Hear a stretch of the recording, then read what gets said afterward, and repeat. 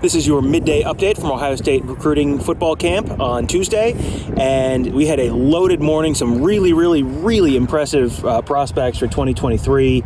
But first, we've got to start with the breaking news, start the breaking news music. Dallan Hayden, running back prospect, 2022 just committed. Marc, who is Dallan Hayden as a player? Yeah, does everything well. You know, maybe not a guy who has one elite trait, but does everything well. Catches the ball well, has good quickness, good size, going to fill out a little bit, maybe put on 15, 20 pounds.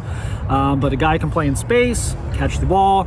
You know, getting a kid out of Memphis, I think, is interesting. It's been an area they've recruited and had mixed results with. So a nice win for Tony Alford, and I think this will probably be their one back to the class. Yeah, there was some talk of maybe taking two and maybe going after an Amari Hampton later in the process. I think what they saw in the past couple of weeks out of Trayon Webb, Richard Young, we had the commitment out of the kid from California that we had talked about. I mean, they're in great shape next year. So I think take one now and shoot for two supers next year, I think is the plan. And I won't be surprised to see him land two supers next year. So I think Hayden fits really well with what they want to do on offense. He's a perfect Ryan Day back. I don't know if he'd be an Urban Meyer back, but I think he fits this offense really well. And of course, they took two last year with Trayvon Henderson and Evan Pryor. So you've got two last year, one this year, potentially two in 2023. So that'll cover the commitment. If you go back and listen to this morning's scoop, I talked about him in some more detail with Alex Gleitman, thinking that this was possibly going to be coming today. It has now happened. So now let's turn our attention to what happened this morning. There were three real impressive players. Let's start with Brennan Vernon. He was someone who I had not seen in person. I don't know if you had seen him in person. You had seen him in person, Marc. Okay, so, but I mean, you look at him and it's just like, I don't know if it was just the long hair, but he has the size, he has the speed. It was just like, oh, that looks like Joey Bosa out there. I mean, he was real impressive to me. What did you see out of him this morning? Yeah, he was really good. His body's coming along. He's had some tough luck the last 6 to 8 months with some injuries that he was dealing with during the season, which I think slowed him down in the playoff game I was at. And then I saw him again at Under Armour, and he was getting back into the flow of things. Much better today. So he's getting healthy. He's long. He's athletic. I think he plays on the edge. I think he's more of like a strong side end than maybe a pure edge rusher. But he's a guy I think can definitely stay on the outside. Again, just getting better, getting more explosive. And I think part of that's the injuries he was dealing with, and just getting healthy. Any thoughts on him this morning? Yeah, he was a guy that I saw before he played his first varsity game. I saw him in a scrimmage, and I was pretty blown away by him as a freshman. You got to remember, he's still got 2 more years of high school to go. He's still a baby. I kind of gave him that fourth Bosa tag after we know Sawyer became the third Bosa, and he is a Bosa. Whether Brennan becomes a Bosa or not, we're going to see. I mean, I liked what I saw. Marc saw more of him today than I did. I saw the O-lineman more, but when I saw him in the one-on-ones, I really liked him. So, trying to project where's Brennan going to be in 3 years, you know. So, I think he's got a chance to be a really good player. Is he Jack Sawyer? Maybe not. But how many are? We don't see too many of those. So, but Brennan's going to be a heck of a college player, no doubt about it. One thing that was interesting is he was talking to reporters after the end of the camp session. It sounds like Clemson is going to not at all be a factor in that recruitment. He was pretty forthright, like just was there, didn't really feel it, wasn't his scene. So that's, you know, he's getting chased by a lot of different teams, and Notre Dame sounds like they'll be a pretty serious factor in his recruitment. So this is far from a done deal to Ohio State, but Clemson sounds like you can kind of cross them off the list for him. Yeah, I talked to the parents, and they said Alabama is in there. They said he's pretty much down to 3. Ohio State, Notre Dame, Alabama, and I didn't get the feeling that Brennan Vernon is going to go to college at Alabama. I think it's a Notre Dame-Ohio State battle. It's fun to have Alabama chasing you. You know, looks good on the resume. I don't think he's an Alabama kid. I don't think that's where he's going. So I think it's Notre Dame and Ohio State at the end of the day. Yeah. Another defensive lineman that we saw this morning who was pretty intriguing was Derek Leblanc. He was maybe more of an edge / 3-tech guy. I mean, where do you see him potentially playing in college? I think, and they lined him up everywhere in one-on-ones, but I think he probably slides inside. Just a big kid. I mean, I don't know how you're going to stay under 290 with that frame. Yeah. He's already got to be. I think he's already close to 260. I mean, he's a big kid. explosive for a 3-tech guy, which is, I think that's, again, is the move. On the edge, he's good, but if you put him down inside, now he's an elite quickness. So I think you put him where he's special, which would be a 3-tech for me. Gosh, this is his second time up here. I mean, this looks like a kid that if Ohio State if they want him, that they could absolutely pull this one out of Florida. So those are the two defensive linemen that we were going to talk about. Bill said he mentioned he watched the offensive linemen pretty closely. Luke Montgomery, I didn't get to watch him as much as you did, but like we have had guys this year that were Ohio State offers that kind of went, yeah, I don't know, maybe. Luke Montgomery was someone who, to me, was pretty darn impressive today. Yeah, and again, we had talked this morning, maybe expectations would be a little lower because Luke still has not played a lot of O-line.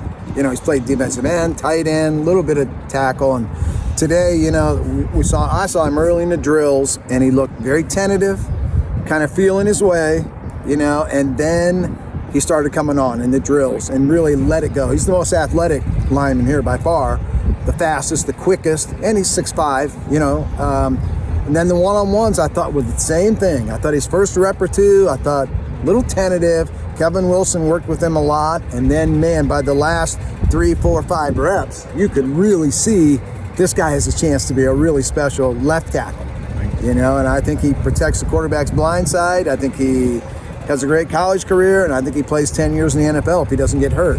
I mean, he's going to get there where he needs to be, and for so little experience playing offensive tackle, and then you got to come out and block Leblanc, Vernon, that's not easy. And I thought he acquitted himself really well. I was very impressed with Luke Montgomery. Yeah, they had him working at left tackle during those winner-loser drills. Yes. There were a lot of guys trying to work him around the edge, and he was stonewalling all of them. He might have blocked someone inside as well on one of the. I mean, it was just very consistent. Like you said, 3, 4, 5 reps in a row. That was like, oh, that was really good, because those offensive linemen get beat a lot in those drills. The way because it's just one-on-one. You're not getting help. If you're a tackle, you're not getting help from the guard inside. It is one-on-one, and so you see a lot of those guys get beat. And so when a guy wins rep after rep after rep, it was like, oh, okay, that was really something. And you could tell that Grace Stradrawa, Kevin Wilson were really happy with Luke's performance too. So that was good to see. Yeah, I thought he was tremendous. Just his ability is almost like a defensive point guard. His ability to stay in front of guys with his feet, just by moving his feet. Doesn't even really know what he's doing yet. No. But just quick enough to just stays in front of guys, and that was really encouraging for me. Again, I think it's a great conversation right now. I think Sonny Styles has established himself as probably the top guy in the class in Ohio. Yeah. But I think the argument between Brennan Vernon and Luke Montgomery is very interesting. Probably going to go on a while, too. Yeah. I mean, they're two impressive guys. So that's a great top 3 so far. Yeah, for Ohio. absolutely. That's a really good top 3. I thought both of those kids, Vernon and Luke, I thought they really busted their tails today, too. Sometimes you see the 4 or 5 star guys come to these things and they kind of preen a little bit, kind of diva it up a little bit. Not with those guys. I mean, those guys really busted their tails, and that was fun to see, too. So that was the morning session. That's the big guys. Afternoon is kind of the skill positions: linebacker, secondary, wide receivers, tight ends, running backs, quarterbacks. Who are you guys most excited to see this afternoon? I would probably go with the quarterbacks. Dante Morris here. I'd like to get a look at him. The last time I saw him, it was terrible weather. It was raining. It was miserable. Nicer day today. I want to see kind of how. And then Jaden Davis, a 2024 quarterback. I don't know if he's going to work out this afternoon or not. He had a short throwing session this morning. He's a guy that's going to be one of those national kids in the 2024 class out of South Carolina. So I'll be curious to see if he comes out in the afternoon and does some stuff. I know he's going to be here, I believe, tomorrow as well. So I'm curious to see if he does anything. For me, Anthony Brown, the wide receiver, 2023 out of Springfield here in Ohio, was here 2 weeks ago, and I thought he was good. Okay, I didn't think he was eye-popping. And they asked him to come back, and he's supposed to be here again today. I know he's got the talent. I mean, he can play. He had some drops the first day, and to me, there's different reasons for drops.